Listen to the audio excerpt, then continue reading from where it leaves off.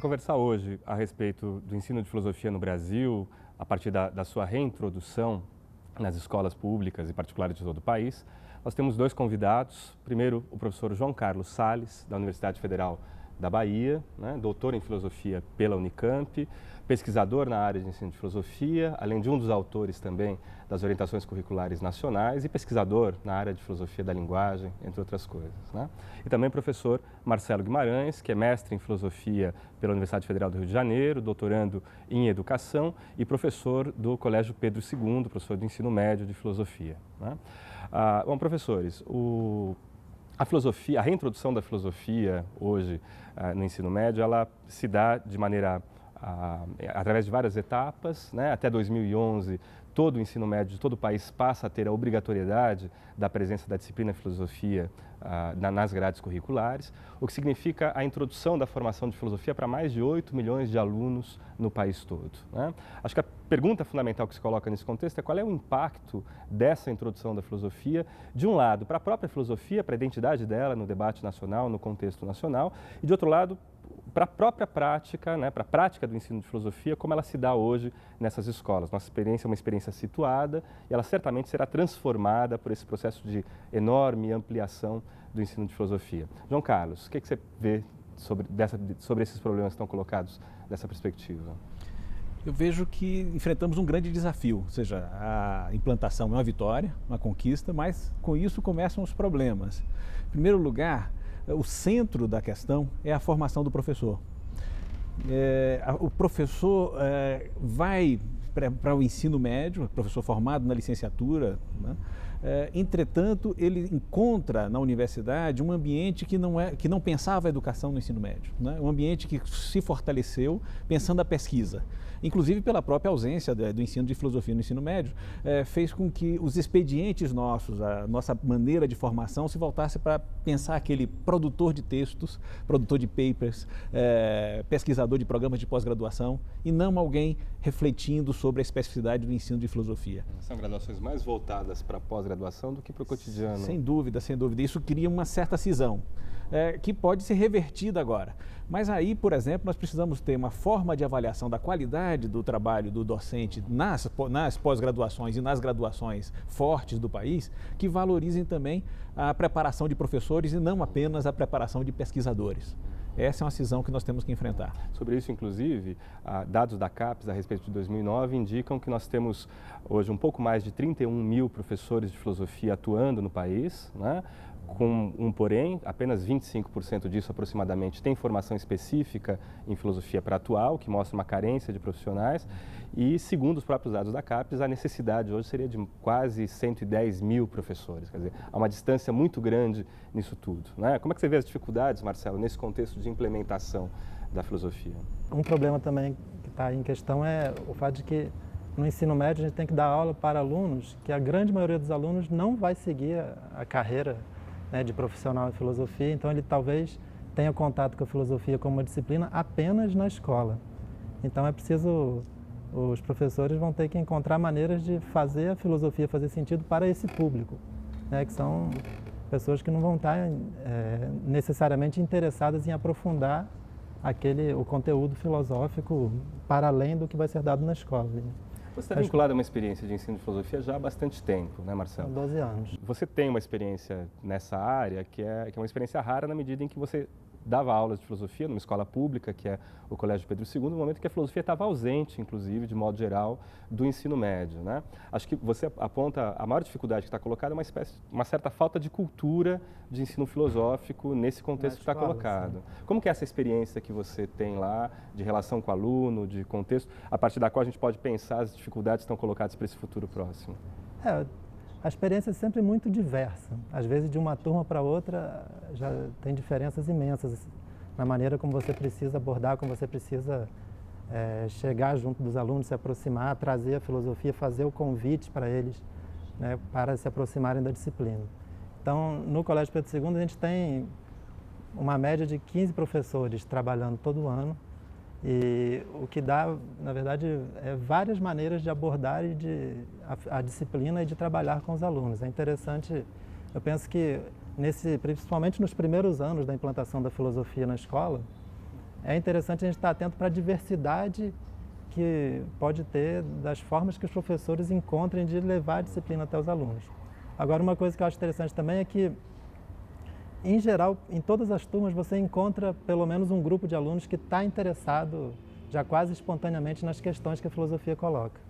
Então é bem curioso, interessante assim, ver como que, né, quando você chega com questões sobre o conhecimento, a verdade, às vezes sobre o ser, que parece algo muito abstrato, mas os alunos, eles se tocam, eles ficam intrigados, né, eles participam das questões e dos debates.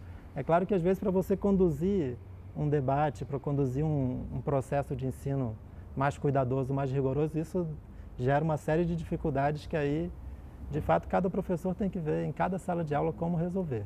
Do ponto de vista da formação de professores, João Carlos apontava um tema que eu acho que é bastante importante para o nosso diálogo, que é, ele que foi coordenador, inclusive, de um programa de pós-graduação em filosofia, que é o quanto as licenciaturas, as graduações em filosofia hoje estão preparadas para formar professores. Quer dizer, os números da CAPES indicam uma necessidade enorme de formação de professores de filosofia. A pergunta para você que está vinculada a essa prática é como que você vê a formação universitária em filosofia, as licenciaturas, o trabalho das licenciaturas, do ponto de vista de preparar esses professores para o trabalho em sala de aula? Lá no Pedro II a gente tem a experiência de estágio, que a gente faz junto com os licenciandos da UFRJ, que é uma experiência muito interessante também. O que a gente nota é que, a maioria das vezes, de fato, os licenciandos chegam com uma formação já muito especializada. A graduação já tende, né, a fazer com que o estudante ele já vá se especializando num autor, ou numa época, num período, num tema. E no ensino médio a gente sente muito forte uma demanda, até dos próprios alunos, por um conhecimento mais geral. Muitas vezes você aborda um tema, vamos supor, em Platão, mas os alunos pedem, te fazem perguntas, né, te demandam outras posições, te perguntam o que se diz hoje sobre a filosofia, o que derivou daquele pensador que você está abordando. Então, me parece que os cursos de graduação vão ter que pensar em como oferecer para os estudantes uma formação geral que não seja superficial, né, que tenha algum lastro, alguma profundidade. Isso é uma questão que parece importante. Acho que nessa linha eu estava apontando para a questão nossas graduações, nossas pós-graduações estavam preparadas para formar um tipo de profissional de filosofia. E esse profissional, às vezes, tendia a uma certa especialização precoce. Um aluno que conhecia muito sobre muito pouco. Isso é perigoso nesse momento da passagem para o ensino médio, porque também há o risco de gerar o outro aluno, um aluno da generalidade, um aluno do lustre fácil, né, de um conhecimento superficial, da frase de efeito, né, de gotas de sabedoria. Esse risco é muito sério porque abre-se um grande mercado, né, e abrindo-se um grande mercado, os números que você coloca são assustadores, né? Certamente a implantação não é uma bobagem, é um desafio, mas é preocupante porque com esse mercado certamente muitos produtos serão oferecidos e se coloca a questão de como é que nós vamos poder avaliar a qualidade desses produtos, né? Como é que nós vamos poder fazer um agenciamento perfeito entre profundidade e generalidade. Nesse sentido, eu acho que o próprio ensino médio oferece algumas respostas, ou seja, que estágio é esse? Que momento é esse de formação, né? Que tipo de demanda o aluno apresenta, pode ser uma ponte para essa transição da filosofia mais profissional, mais voltada à pesquisa, para atender esse contexto, essa sensibilização do aluno no ensino médio. Então, mas você toca num ponto central, há uma mudança de cultura muito delicada pela qual a gente vai passar. Os departamentos de filosofia vão viver isso inevitavelmente. A gente sai de um ambiente de quase escassez da presença da filosofia, das aulas de filosofia no contexto do ensino médio, para uma experiência que vai envolver mais de 8 milhões de alunos, que passa a ser uma das maiores do mundo, claro, né? E que é uma implantação muito acelerada, não tem como ser de outra forma, né? Quer dizer, a gente vai passar por essa mudança e os departamentos, os cursos, as graduações já estão sendo chamados a participar desse processo, dialogar com eles. De alguma maneira, pelo que você falou, a pergunta é, quer dizer, não houve uma acomodação naquela estrutura que veio da herança do regime militar, que definitivamente expurgou a filosofia do ensino médio, não houve uma acomodação numa estrutura mais fechada dentro da universidade? Não vai ser traumático esse processo de transformação da universidade? Traumático não sei, ou seja, vai ser difícil. Em que sentido? Primeiro, acho que nós fizemos o melhor possível. Nós fazemos hoje pesquisa de qualidade no país. Nós temos hoje uma comunidade filosófica nacional que envolve vários programas de pós-graduação, onde nossos professores estão produzindo textos de qualidade comparável às melhores comunidades do mundo, né? Então, certamente, houve sucesso, não houve uma acomodação. Entretanto, há expedientes previsíveis nisso, ou seja, o pesquisador, né, que se torna especialista, digamos, em Wittgenstein, né? Falar um pouco de você, também de mim, o que acontece? Esse pesquisador é solicitado a escrever sobre Wittgenstein de maneira cada vez mais pontual, fazendo um recorte que às vezes é só compreendido pelo especialista.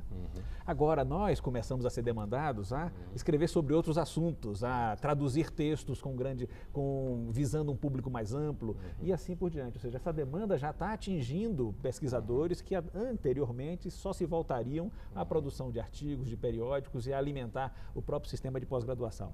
Existe então um movimento que nos agarra um pouco e nos coloca um pouco a obrigação de produzir boas traduções, bons materiais voltados também ao ensino médio, né, textos voltados à formação de professores.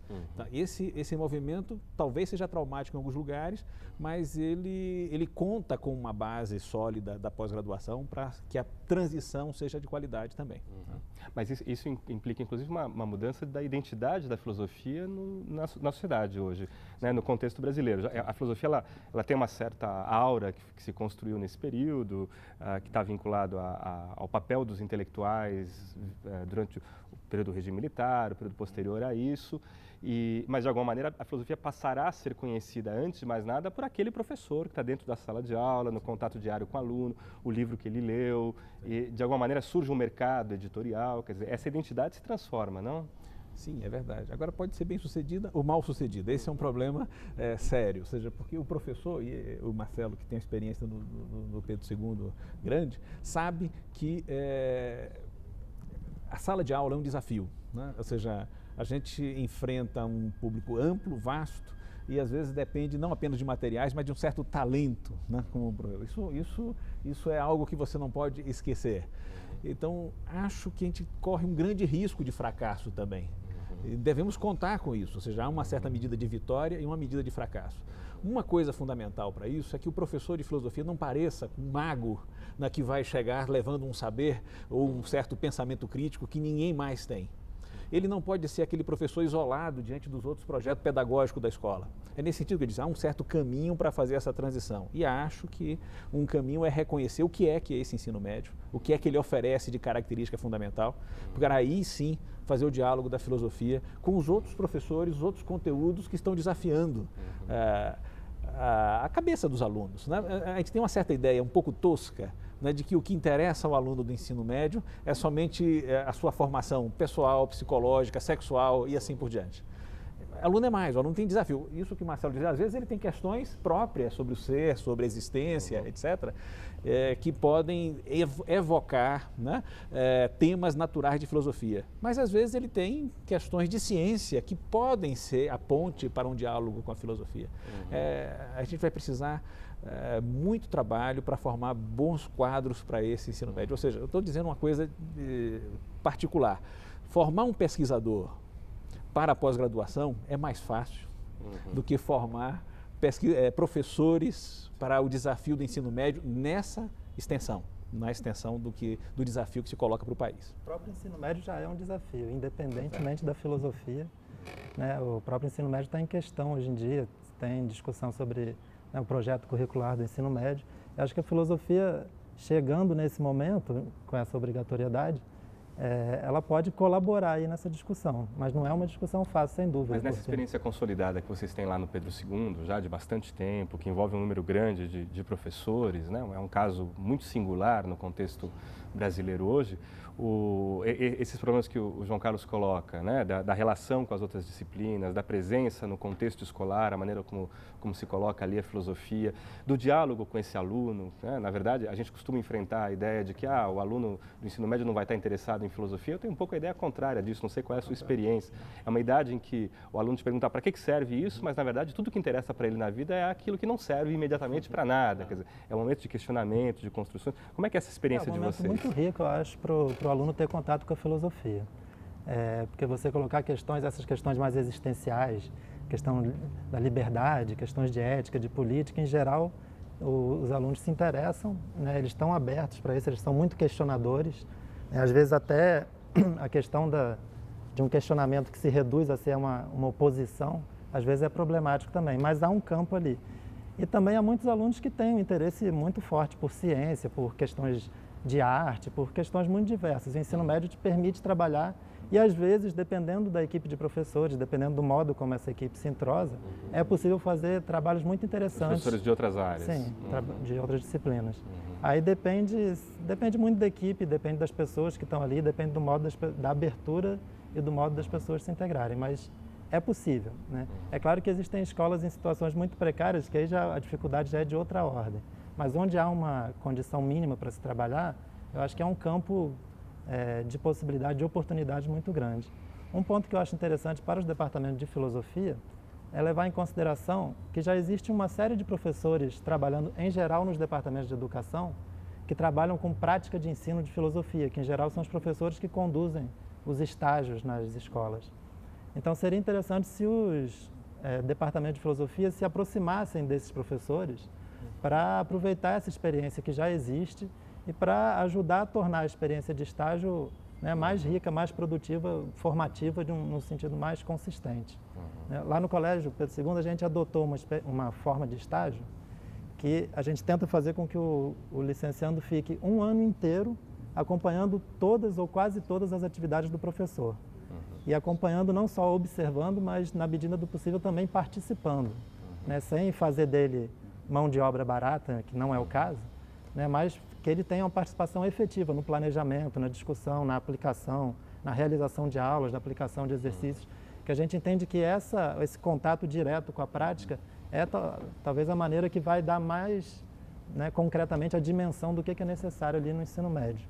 Essa reintrodução da filosofia que a gente está tratando aqui se dá depois de um longo período de ausência, né? Que vem da reforma de 1961, que elimina a obrigatoriedade, e depois, com o regime militar, né, a partir de 69, da introdução de uma perspectiva mais tecnicista da formação de ensino médio, a tentativa de criar um ensino médio mais profissionalizante, que expurga definitivamente a filosofia desse contexto de formação básica do aluno. É nesse contexto que se dá, por exemplo, a sua formação, né, João? O que significa que você é um professor de filosofia que não teve aulas de filosofia no ensino médio, né, que está no debate, plenamente inserido no debate sobre ensino de filosofia com as OCNs, a produção das OCNs, mas que não teve, no início, na sua introdução à filosofia, o contato direto com o professor. Como é que é a sua experiência de contato com a filosofia, o que te leva a ela, e como que você vê o impacto desse cenário em que ela se dá sobre a sua formação? Foi indireto, né, em primeiro lugar, mas eu tive sorte, digamos assim, pela uma conjunção de fatores me ajudou a me aproximar de questões filosóficas. Primeiro, literatura, né, bons professores de literatura, especialmente uma professora de literatura que me passou um gosto pela palavra, pela exegese do texto, que é algo que um filósofo deve cultivar, né? E um professor de história também, num momento de resistência à ditadura, ou seja, jovem, adolescente, tentando compreender o sentido da história, não deixou de ser uma porta para a militância política. E a militância política, para mim, foi um caminho para a filosofia. Curiosamente, o estudo do marxismo, de reflexões sobre questões do próprio marxismo, foi fundamental para despertar um certo interesse sólido pela filosofia. Tanto que primeiro fui fazer economia, pensando que a economia realizaria os sonhos do marxista, e depois descobri que o que me motivava mesmo eram as questões de filosofia, eu mudei para a filosofia. Isso na segunda metade dos anos 70? Olha, isso dos anos 75, né? De 75 a 78 foi meu período de ensino médio, entro na universidade em 79. E aí passo para a filosofia em 81, para o curso de graduação em filosofia. E você, por exemplo, na verdade, então, está marcada pela ausência da filosofia, essa sua formação. E de que maneira que se apresentava a filosofia para você nesse contexto de formação? É curioso, isso, as questões eram despertadas por uma reflexão marcada por interesses de filosofia política, digamos assim, e de intervenção política mais concreta. A leitura mais sistemática e cuidadosa do marxismo foi talvez o caminho inicial, porque afinal de contas o marxismo não deixava de ser também uma escola de formação muito mais ampla. Aliás, eu acho que a militância foi para mim a chave da didática, ou seja, eu tive péssimos professores de didática na licenciatura e creio que toda a minha capacidade de ser bom professor se deve à militância política. Curioso o caminho para falar mais amplamente, para tocar, para ter sensibilidade em relação ao público, coisa que nós precisamos hoje, né? Sensibilidade em relação a esse público mais amplo para passar um discurso sem simplificar. Né? E é bom lembrar, ou seja, aí tem uma história, acho que esse é um problema, aquilo que eu vou ser capaz de passar vai ter a ver com minha formação. Né? É uma história que eu tenho contado nos lugares e eu vou contar rapidamente a história do Ariano Suassuna, que foi professor de filosofia na Universidade Federal de Pernambuco. As pessoas talvez não saibam, ele foi, claro, autor do Alto da Compadecida, mas foi professor de filosofia e de estética, e quando iriam mexer no currículo, coisa que se faz muito na universidade, toda vez que você quer mexer todo o currículo, ficavam falando, querendo mexer na matéria do Ariano Suassuna. E ele não se incomodava. Um colega reclamou, mas Ariano, estão mexendo na sua matéria, estão mexendo no seu conteúdo, etc. Ele disse, não me incomodo não, né? Eu só vou ensinar o que eu sei. Né? Jacaré não pare pomba, dizia ele. Né? O que significa?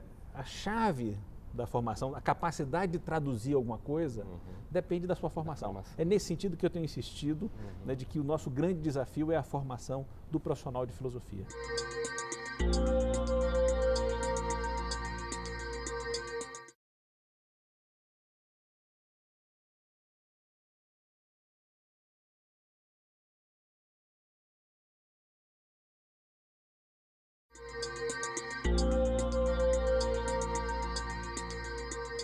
Você tem a sua formação, que se conclui, então, a graduação, a licenciatura no meio dos anos 80, que é um momento de completa ausência, talvez de início do retorno, mas ainda de ausência da filosofia. Não havia mercado de trabalho para professores de filosofia. O que havia era muito localizado em poucas escolas, algumas particulares, que tinham iniciativa disso e tal. Quer dizer, você é dessa geração que foi empurrada para trabalhar filosofia para a pós-graduação sem uma passagem marcante pela docência. Não tive experiência, salvo o estágio, a licenciatura, que você faz um estágio, fiz um estágio no colégio ICEA, né? Assustadora a experiência de enfrentar 60 pessoas na sala de aula, né? Jovens adolescentes que não tinham nenhum interesse em filosofia, e eu confesso que fui muito bem sucedido. Eu tenho saudade desse momento de desafio, né? Dessa energia que é você tentar comunicar esse conteúdo para o pessoal nessa faixa etária. Né? Marcelo já pega uma geração um pouquinho, um passo um pouco adiante, né? Fiz meu segundo grau nos anos 80. Teve filosofia na formação? 84, 86, não tive filosofia. Tive também alguns professores, digamos, mais filosóficos, assim, mas de outras disciplinas. Eu lembro de um professor de literatura que era muito estimulante, assim, um professor de história, um professor de física que questionava muito tanto o modo de ensinar física quanto as questões subjacentes à ciência. Então, eu lembro que algo me despertou o interesse pela filosofia sem saber muito bem o que era naquele momento ainda. E aí, aí você faz a sua graduação. No momento em que você se forma, eu vejo essa década de 90 como um momento de alguma mudança, em que a filosofia começa a aparecer, principalmente em escolas de classe média, mesmo públicas, por uma certa demanda. A filosofia traz uma certa ideia de que é uma formação humanística, né, que se contrapõe àquele perfil de formação mais técnica, caracterizava a proposta de educação pública vinculada ao regime militar. Então, a presença da filosofia humanizaria esse processo. Você encontra já um ambiente mais propício para a presença da filosofia na escola? Quando eu estava me formando, em 95, em Brasília, que é onde eu fiz a graduação, algumas escolas estavam implementando a experiência de filosofia com crianças, baseado no programa do Líbano. Então, eu tive uma experiência ali, né, de uns 2 ou 3 anos, 2 anos em Brasília, depois um pouco mais quando mudei para o Rio de Janeiro, de ter contato com essa prática de ensino de filosofia. O que a gente via que eram muitas escolas particulares que tinham um certo interesse de mercado ali, talvez, em agregar a filosofia como algo que valorizaria, né, o seu ensino, o seu marketing.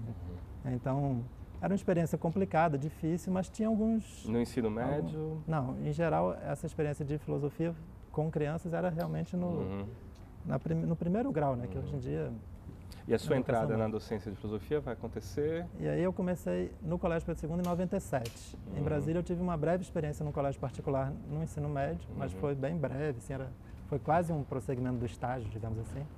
E no Pedro II eu comecei em 97, eu já estava fazendo mestrado na FRJ, e aí houve um concurso para o Colégio Pedro II, que é um colégio público federal, e eu fiz, passei, e aí estou lá desde então. E você vive lá, enquanto você é professora, a experiência desse processo de amadurecimento, de um debate que já é bastante antigo, da reintrodução da filosofia na grade curricular, dentre as disciplinas obrigatórias do ensino médio, um debate que vem de lá, da década de 70, que se amplia, se consolida ao longo dos anos 80, que de alguma maneira, na década de 90, está amadurecido, né? Inclusive com propostas quase aprovadas de reintrodução, né? Abortadas ao final, né, pela sanção do Fernando Henrique, em particular, da legislação que reintroduziria a filosofia, mas já é um ambiente mais propício para isso, não é?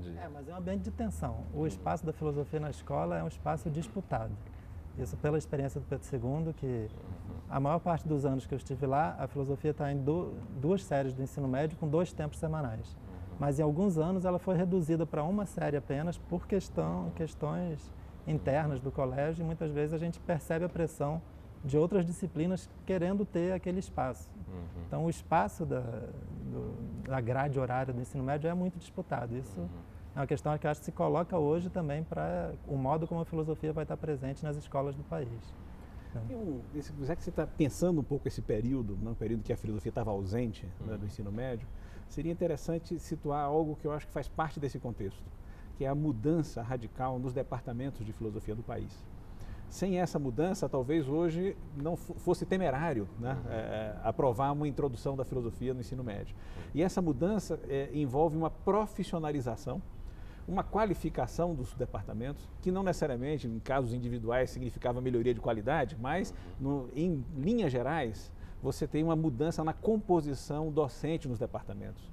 Se você comparar um departamento de filosofia, sobretudo pensando na dimensão do país, lá nos anos 70, 80, esse departamento tinha poucas pessoas com titulação de filosofia, até mesmo titulação de graduação, podia ser médicos, advogados, ex-padres, muitos ex-padres, né? E os departamentos não tinham uma prática de formação marcada por critérios próprios da filosofia. Essa transformação, eu acho que é algo que não pode ser desdenhada para entender as condições hoje para o trabalho filosófico, porque ela tem a ver com o processo também de ampliação da pós-graduação no país. Né? Hoje nós temos uma composição dos departamentos que basicamente envolve doutores em filosofia em quase todos os cantos do país, ou seja, os departamentos já não estão contratando pessoas quase apenas com mestrado. Né? Isso é uma situação que reflete uma dimensão da nossa pós-graduação e um espalhar de um padrão de qualidade que modifica essa trajetória. Ou seja, não havia filosofia no ensino médio e havia um adensamento da formação a nível de pós-graduação, que gerou uma transformação dos departamentos e pode se reverter para uma implantação bem sucedida. Você vê como um período de amadurecimento da filosofia, de difusão também. Um mal necessário aconteceu, ou seja, nesse momento, se foi um mal, se houve uma certa uma expropriação do nosso território, mas se transformou esse vício em virtude, né? E você aproveitou esse espaço da pós-graduação, ou seja, essa profissionalização coincide com a ampliação da pós-graduação no país, né? Com a ampliação de uma pós-graduação avaliada, é um mérito da CAPES nesse sentido, de fazer um sistema de avaliação, que fez com que o corpo docente hoje, que vai se responsabilizar por julgar os materiais, por traduzir textos, por separar o joio do trigo. Esse é o grande desafio, como separar o joio do trigo, e vai se espalhar, muitos grãos vão ser espalhados no país. Como separar essas coisas, isso o que dá uma certa expectativa de sucesso é essa transformação paralela à ausência da filosofia no ensino médio. Sim. Ainda do ponto de vista da herança desse período, eu falava ainda há pouco do caráter voltado à formação técnica que o ensino médio tinha, da perspectiva de implementação por parte do regime militar, ainda que isso não tenha tido sucesso nas próprias áreas técnicas, por falta de infraestrutura, por falta de acolhimento dessa proposta pela classe média, né? E por vários outros motivos. Mas, de qualquer maneira, quer dizer, o núcleo do que é o ensino médio hoje é o desdobramento dessa herança de um longo período de formação com a perspectiva tecnológica, né? Nesse sentido, a reintrodução da filosofia dentre as disciplinas do ensino médio envolve mais do que simplesmente a presença de uma carga horária dedicada a esse debate, reabrir o próprio debate sobre o ensino médio, não é isso, Marcelo? Como é que você que falava da relação da filosofia com as outras disciplinas, envolve uma mudança de perspectiva, não é? Acho que o ensino médio está em questão realmente e, de fato, a volta da filosofia e da sociologia no ensino médio pode gerar alguma mudança nesse debate, nesse sentido de introduzir outras perspectivas que não as que estão mais marcadas no ensino médio, que em grande parte, pelo menos a experiência mais próxima que eu tenho, as disciplinas de ciências, das ciências naturais, de matemática, elas ocupam grande parte do currículo do ensino médio.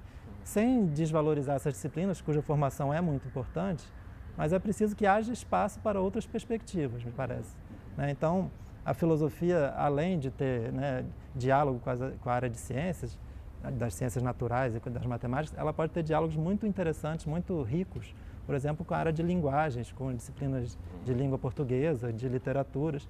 E eu penso até, já é digamos, um pouco um projeto assim, mas a ideia de que as disciplinas de artes, se houvesse mais presença de artes no ensino médio, seria muito interessante para enriquecer, até para a própria formação dos alunos.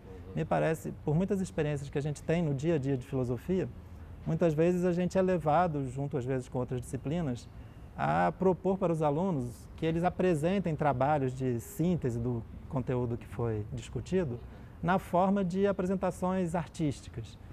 Isso tende a motivar muitos alunos, né? Então, os adolescentes, me parece que a relação dos adolescentes com o campo das artes é muito importante, o campo das artes e da comunicação é muito importante.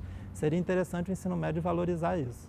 Mas essa também são questões complicadas aí para se discutir sobre o currículo. Mas do ponto de vista da relação com as outras disciplinas da grade curricular, isso envolve uma tensão, não é? Sim. Quer dizer, de alguma maneira, a presença da filosofia não é simplesmente você acomodar uma carga horária de trabalho sobre um outro tema agregado a ela, quer dizer, há uma tensão colocada aí, não é? Tem a questão do vestibular, que ela constrange muito o ensino médio nesse sentido também, né? Não é só dentro da escola, mas as próprias universidades exercem essa pressão sobre o ensino médio ao definir programas de vestibulares muito extensos das disciplinas, às vezes até da filosofia. Em alguns casos, alguns vestibulares de filosofia propõem uma tarefa talvez impossível para o professor do ensino médio, que é cumprir um programa extensíssimo de história da filosofia.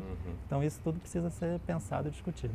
Se nós olharmos as orientações curriculares nacionais das diversas disciplinas, todas elas têm componentes com apelo filosófico muito forte. Até educação física, discutindo o corpo, por exemplo, numa perspectiva não apenas de desempenho, né? Não deixa de trazer questões que suscitam reflexão filosófica atual, inclusive. Geografia discutindo o espaço, né? História discutindo o sentido do poder e assim por diante, faz com que o ensino médio esteja passado por questões de filosofia, ele perpassado por questões de filosofia.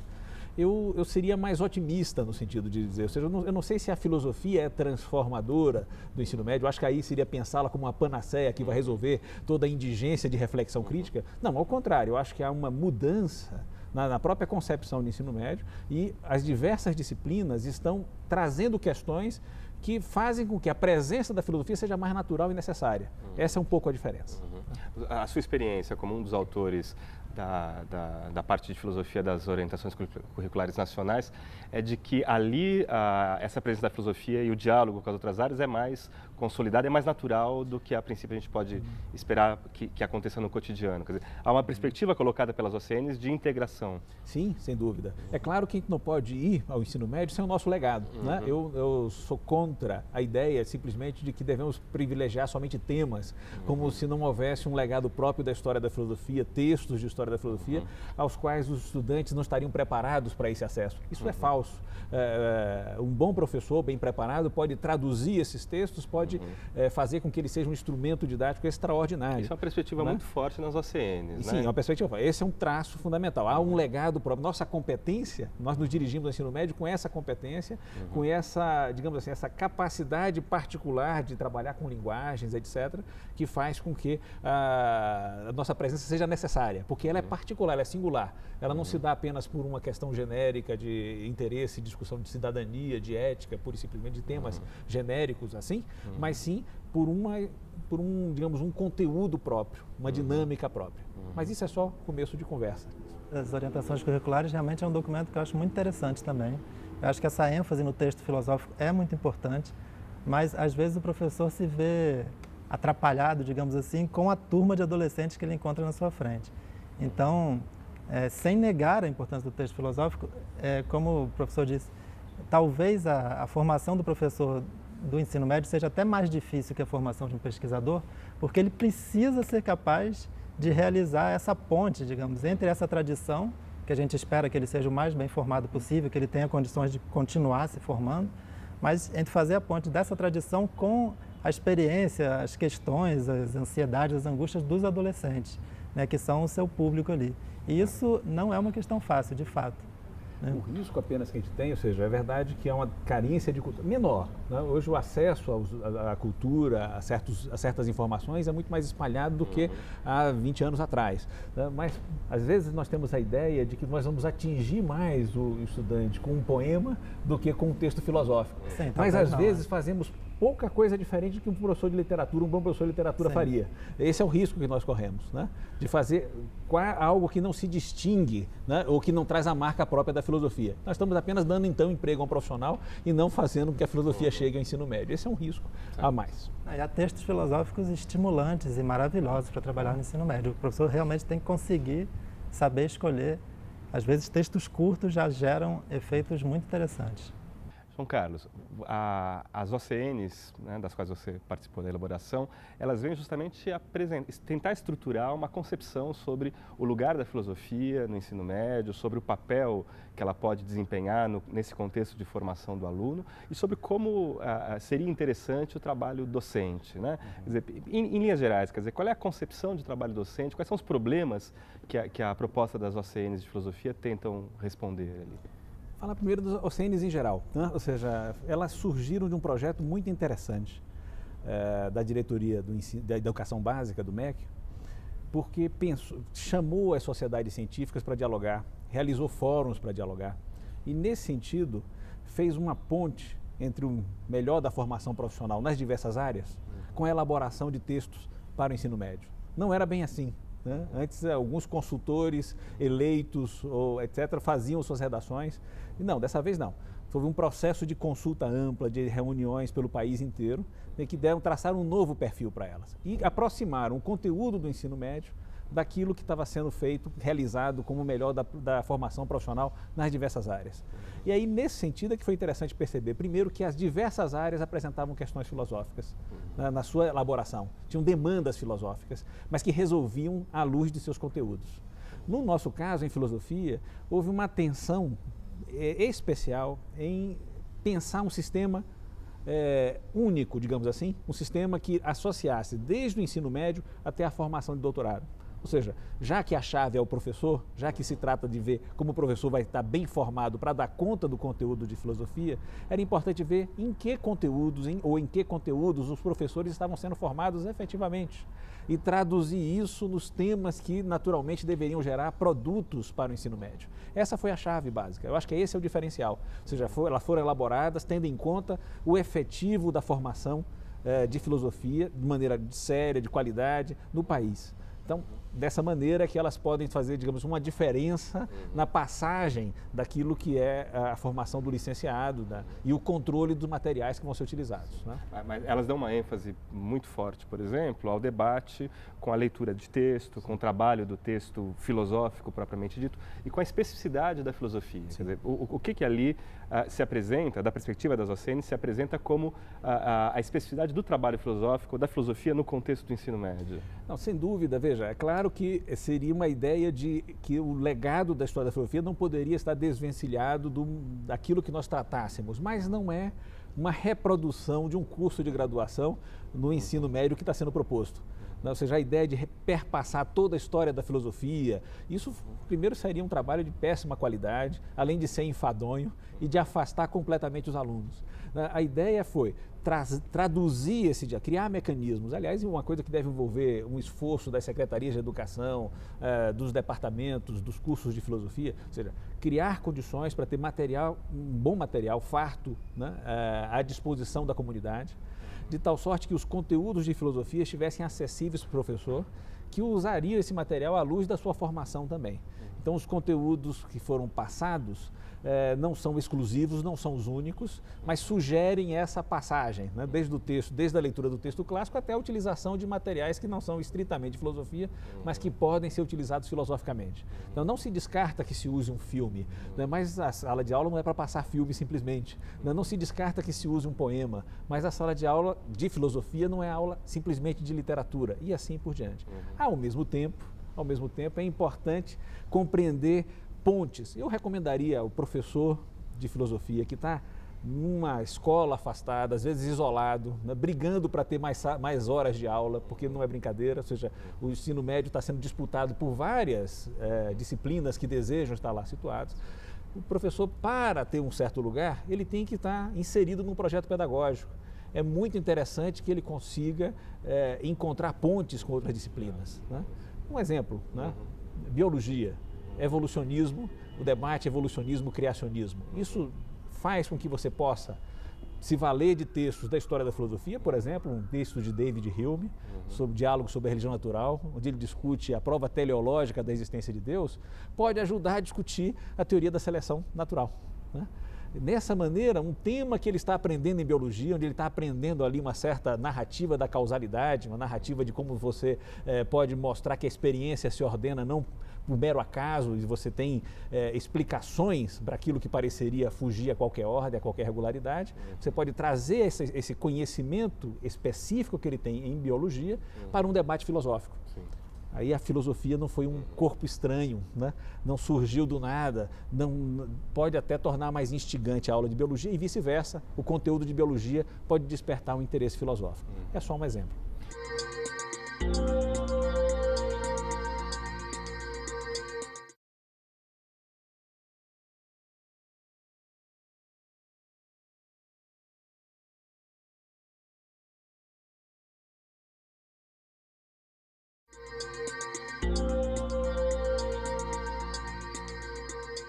Marcelo está vinculado com isso no dia a dia da atividade, né? Quer dizer, sem querer fazer um contraponto artificial, mas ao invés de pensar a totalidade, a globalidade de um projeto para ensino de filosofia para o país todo, está vinculado com a experiência docente e diária. Como que isso acontece no seu cotidiano, Marcelo? Quer dizer, essa relação com o texto filosófico, com materiais alternativos, onde é que aparece a especificidade do trabalho docente de filosofia?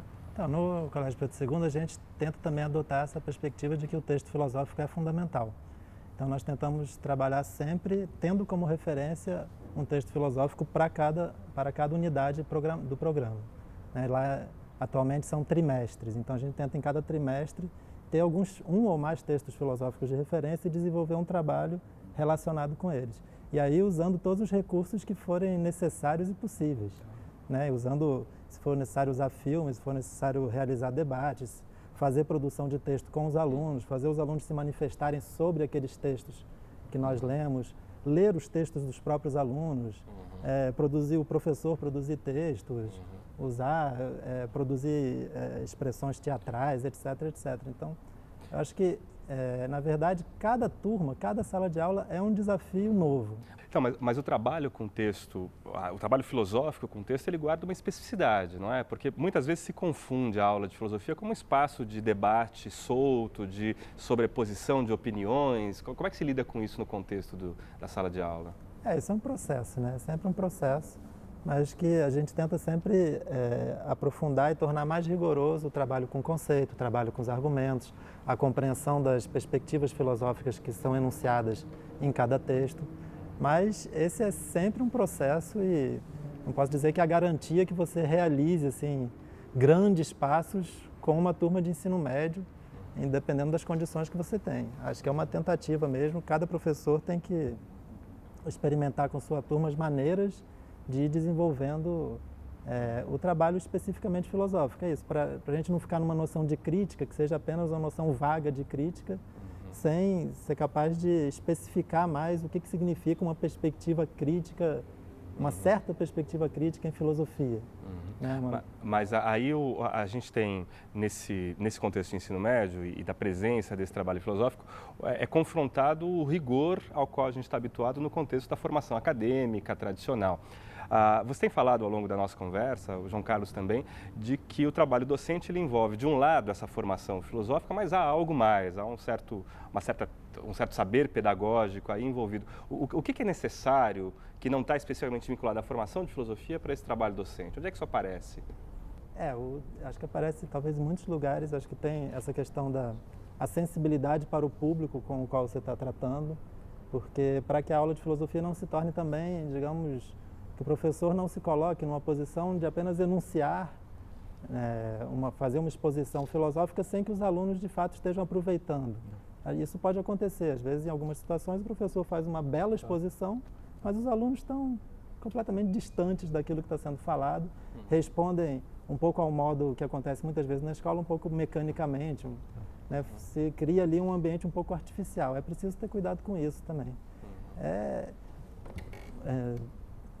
Não sei, o tipo de trabalho que o professor desenvolve, né? O tipo de instrumento que ele vai criando para aproximar os conceitos, para fazer o tratamento dos conceitos é muito importante, mas isso de fato se desenvolve em cada situação. Né?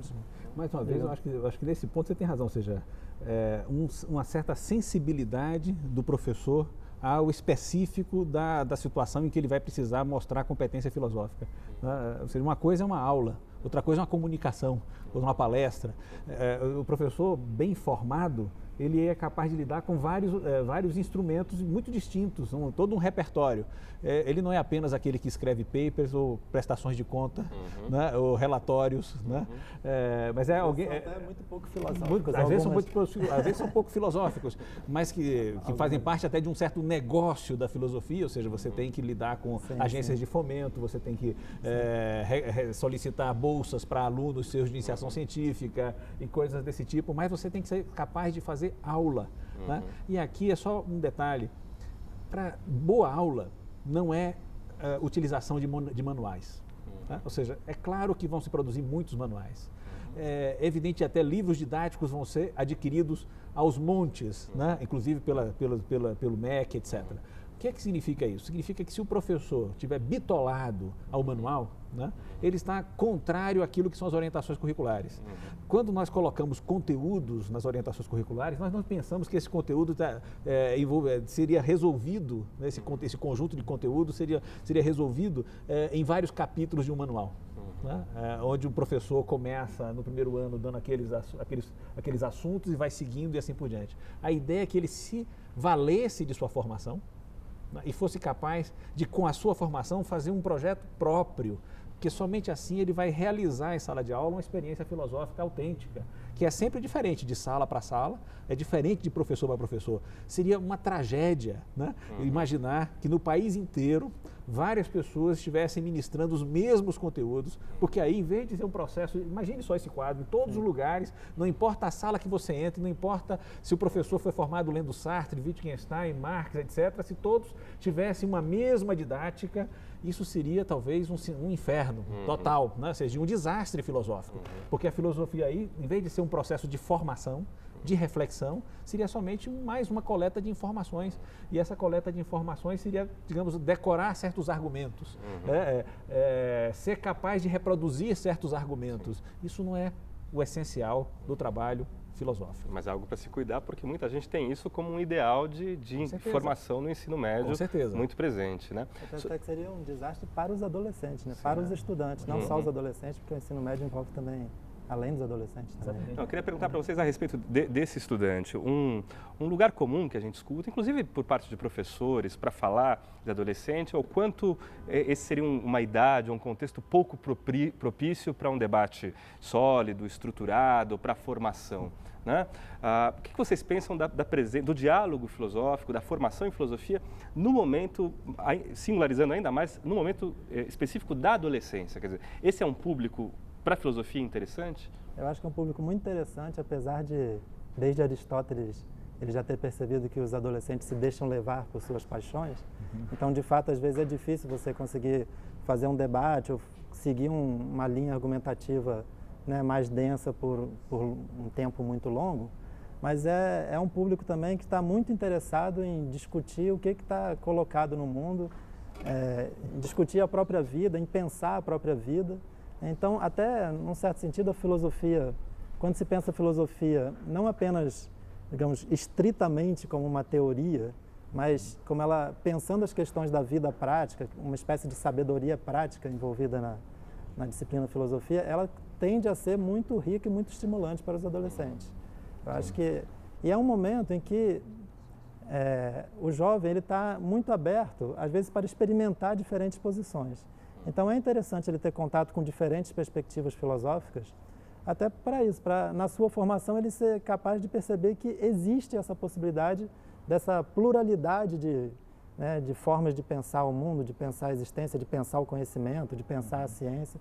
Muitas vezes os alunos, a gente percebe que digamos, o que eles trazem, assim, de uma formação que vem da família, da sociedade, até da escola, dos níveis mais básicos da escola, muitas vezes é uma espécie de uniformidade de pensamento que, às vezes, o trabalho do professor de filosofia é ser capaz de ir além daquela maneira única de pensar. Você pensa da mesma forma? Veja o seguinte, eu acho que o desafio do ensino médio é dado também para matemática, é dado para a história, é dado para biologia, para física. É muito difícil concentrar a atenção, atrair para um debate. E, por outro lado, não é somente na idade própria do ensino médio que as pessoas podem ser dadas a banalidades. Ao contrário, a banalidade, a futilidade, a dispersão, ser guiado por paixões no mau sentido do termo, ou seja, ter interesses infensos ao refinamento, tudo isso pode acontecer em qualquer época. Ou seja, eu acho que aquela provocação de Valéry do Monsieur Teste, dizendo que para nós só é dada a lógica ou a guerra, né? Ou seja, ou nós somos cativados, né, pela polidez do espírito ou pela rudeza, né? Eu acho que esse desafio se dá para velhos marmanjos, né, e não apenas para adolescentes. E o adolescente, em geral, às vezes se deixa, esse é o risco talvez, é que ele pode talvez ser levado com muito mais, digamos, preparo, ele pode se agarrar com muito mais inocência, talvez seja mais facilmente doutrinável, né, no momento em que ele está afirmando sua personalidade. Esse é um risco, né, porque a sala de aula de filosofia também pode virar uma espécie de catecismo religioso, né, e isso é perigoso. É uma tentação para o professor, para o professor, às vezes, né, se valer disso, se impor com verdades, trazendo verdades, em vez de trazer a nossa tradicional procura de verdades, né, ou seja, renovar esse gesto de procura. É muito mais fácil o professor supostamente despejar sabedoria. Isso é fácil para a autoridade dele e um desastre, mais um risco que nós enfrentamos nesse nível. Para provocar sua formação inicial marxista, a gente está falando de um ensino de filosofia que se dá no Rio de Janeiro, que se dá na Bahia, que se dá em São Paulo, mas que se apresenta em todo o país, né? E um tema delicado parece ser como que a generalidade do discurso filosófico dialoga com o contexto específico em que está colocado, com os lugares mais diversos em que ele se apresenta. De que maneira que a filosofia deve ser permeável a esse ambiente que ela está colocada e como que isso provoca o próprio debate e se apresenta na sala de aula? Talvez não com a ideia de que uma cor local se imponha sempre, porque há um processo de formação que é comum e que é universal, né? Você nem sempre tem que conceder a uma, digamos assim, uma informação que daria um colorido próprio. Isso vem naturalmente até porque no ensino médio, né, se pensar nisso, várias escolas estão escolhendo o seu acervo de conteúdos. Por exemplo, na Bahia existe história da África sendo colocada no ensino médio, isso faz parte é um ponto importante para a nossa afirmação cultural. Isso vai ter seu impacto na reflexão filosófica. Você vê isso da mesma forma? Eu estava pensando aqui que muitas vezes o adolescente, ele às vezes é rude. Quando você faz uma apresentação filosófica, se você não está muito seguro, não está muito... às vezes não preparou bem sua aula, digamos assim, o adolescente ele pega muito facilmente as suas falhas, seus pontos fracos. Então, dar aula para os jovens muitas vezes é um bom teste para o professor de que maneira ele está com um discurso que é realmente convincente, é um discurso realmente bem construído. Porque às vezes um discurso que se fala, né, você apresentando uma teoria de um filósofo que você escolha, se você apresenta de uma maneira assim um pouco superficial e tal, os jovens em geral, né, eles rejeitam muito rapidamente uma apresentação que não tenha uma consistência, que não seja mais densa. Então, acho que o desafio do ensino médio também nesse sentido, de que a filosofia, de certo modo, a gente talvez possa dizer o seguinte, que na universidade tem um certo espaço de proteção para a filosofia, porque as pessoas estão ali interessadas em estudar a filosofia, escolheram, então elas estão, de certa forma, já com uma boa vontade, com uma série de coisas, né? Uma série de argumentos que talvez não estejam ainda muito bem explicados, algumas coisas que passem um pouco para mais adiante vão ser esclarecidos. Na escola isso às vezes não acontece. Às vezes quando você começa a apresentar um tema, apresentar um autor, se você não é capaz de mostrar a pertinência daquele tema, que você está apresentando para os alunos, eles rapidamente rejeitam. Pertinência então, é diálogo com a experiência dele, com o cotidiano diálogo dele. Com a experiência. Porque o professor de filosofia é chamado a interpretar esse contexto. Ele é visto também como um intérprete dessa realidade em que ele se coloca. Sim, muitas vezes os alunos colocam questão diretamente. Assim, afinal, qual é a sua posição, professor? O que você acha? Você está falando aí dos racionalistas, os empiristas em conhecimento, mas o que você acha, afinal? O que é o conhecimento, afinal? Então, isso é uma questão delicada a ser administrada também, entre sempre, a generalidade e a especificidade do debate do dia a dia, não é? Sim, sempre coloca um desafio para o professor, né? Eu estava outro dia conversando com um colega que é um professor que se formou agora, acho que ano passado mesmo, na UFRJ, estava dando aula já lá no colégio, ele colocando isso, falando que os alunos me perguntam coisas que eu não sei. Eu não sei responder, mas eles exigem que eu manifeste alguma posição sobre isso. Isso é uma regra em todo lugar, né? Sempre nos perguntam coisas que nós não sabemos. Né? Isso apenas é a nossa capacidade de fingir. Então, às vezes, é importante você colocar para o aluno, essa questão eu realmente não tenho como te responder. Às vezes, é importante você indicar para o aluno alguma direção daquela questão. Então, acho que é isso. A sala de aula é um desafio, né? É claro que, sem querer desfazer, né, não se desqualifica a sala de aula do nível superior da sala de aula do nível médio. São contextos bastante diferentes. Acho que é importante ter em mente isso, que o aluno do nível médio ele não vai se tornar um profissional de filosofia. Alguns, talvez, mas é uma porcentagem que certamente não será a imensa maioria. Então, é preciso fazer a filosofia dialogar com esse público e com as expectativas e preocupações desse público. Me parece que isso pode ser uma tarefa muito interessante no sentido de tornar a filosofia mais presente, né? Talvez torná-la, se esses convites, se essas apresentações forem bem feitas de maneiras interessantes, isso vai tornar a filosofia mais disseminada na própria cultura brasileira. Isso me parece que um efeito da presença da filosofia na escola pode ser esse. Né, essa presença disseminada agora se consolida de alguma. Nós somos empurrados a ela pela circunstância. Para o bem ou para o mal. Espero que para o bem. Mal ou para o bem. Espero que nós consigamos fazer desse desafio algo produtivo, né, que isso gere mais textos de qualidade, gere uma reflexão, inclusive, na pós-graduação. Ou seja, eu vejo não apenas o lado de uma pós-graduação que se consolidou e pode agora dar garantias a uma implantação, mas ao contrário, que a implantação provoque a pós-graduação a um gênero de reflexão que ela não estava acostumada. Essa vai ser uma grande novidade, né? É muito importante que os departamentos de filosofia se envolvam nesse processo, me parece, porque às vezes o professor da escola, ele fica isolado, ele tem que criar alternativas para trabalhar com seus alunos e muitas vezes falta alguém com quem dialogar para pensar que alternativas são mais adequadas. Se os departamentos de filosofia, se os licenciandos, os que fazem estágio, os professores de prática, se conseguirem unir seus esforços para produzir esses materiais, essas abordagens, eu acho que tende a ter muito mais, os materiais serem de melhor qualidade ali.